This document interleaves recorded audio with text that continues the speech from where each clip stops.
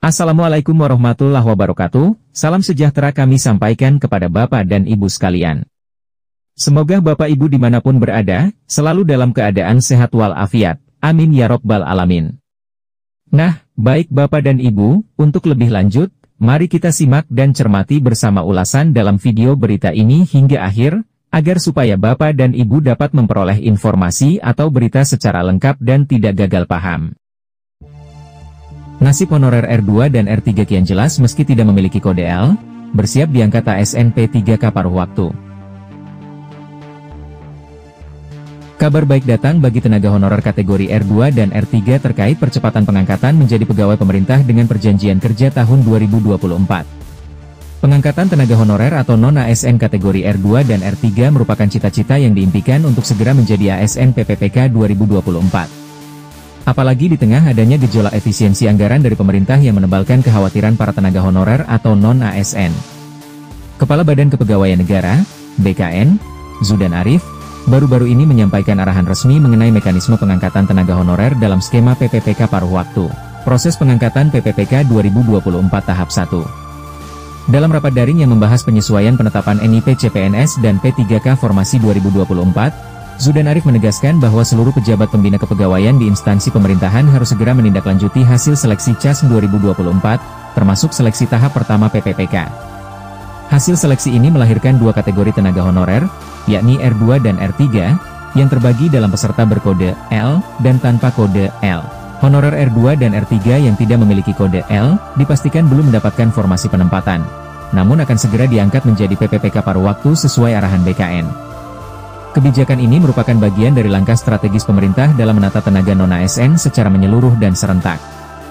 Proses pengangkatan PPPK penuh waktu dan paruh waktu akan berjalan beriringan untuk memastikan semua tenaga honorer yang telah mengikuti seleksi mendapatkan solusi yang adil dan berkelanjutan. Pengusulan data dan batas waktu. Seluruh instansi pemerintahan diharapkan segera melakukan pendataan tenaga honorer R2 dan R3 tanpa kode L, sebagai langkah awal dalam proses pengangkatan mereka sebagai PPPK paruh waktu. Data ini harus diajukan kepada BKN sebelum batas akhir yang telah ditetapkan, yaitu 30 November 2024. Apabila instansi tidak mengusulkan data tenaga honorer sesuai jadwal, maka BKN tidak dapat menerbitkan pertimbangan teknis maupun NIP bagi calon P3K paruh waktu. Oleh karena itu, peran aktif instansi sangatlah penting dalam memastikan kelancaran proses ini. Selain itu, instansi juga harus memperbarui data tenaga honorer, termasuk mereka yang telah mengundurkan diri, berpindah pekerjaan, atau sedang melanjutkan pendidikan. Hal ini bertujuan agar proses pengangkatan berjalan sesuai sasaran dan tidak menimbulkan kendala di kemudian hari. Target pengangkatan dan kepastian status honorer. Kepala BKN menegaskan bahwa pengangkatan PPPK paruh waktu bagi tenaga honorer R2 dan R3 tanpa kode L, akan dilakukan secara serentak dengan penerbitan surat keputusan, SK, pengangkatan pada 1 Maret 2026. Oleh karena itu, seluruh pengelola kepegawaian diminta untuk mulai menyiapkan persyaratan administrasi sejak dini. Bagi honorer R2 dan R3 tanpa kode L, ini adalah momen yang harus disambut dengan kesiapan penuh.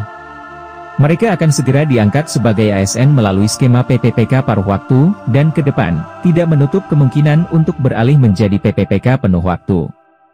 Meskipun mekanisme perubahan status ini belum dijelaskan secara rinci, kebijakan ini menunjukkan komitmen kuat pemerintah dalam menuntaskan persoalan tenaga honorer yang selama ini belum mendapatkan kepastian status. Diketahui, bagi tenaga honorer R2 dan R3 tanpa kode L, kabar ini membawa angin segar yang telah lama dinantikan. Proses pengusulan yang dilakukan oleh instansi masing-masing akan sangat menentukan percepatan pengangkatan mereka sebagai P3K paruh waktu. Pemerintah menargetkan agar seluruh pengangkatan dilakukan serentak sehingga tidak ada lagi tenaga honorer yang merasa terabaikan.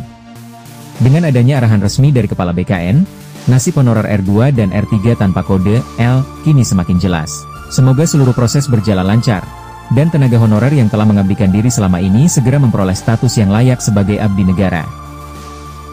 Untuk mengetahui update berita terbaru terkait tenaga honorer, jangan lupa untuk terus ikuti perkembangannya dalam channel ini, dengan cara tekan tombol subscribe.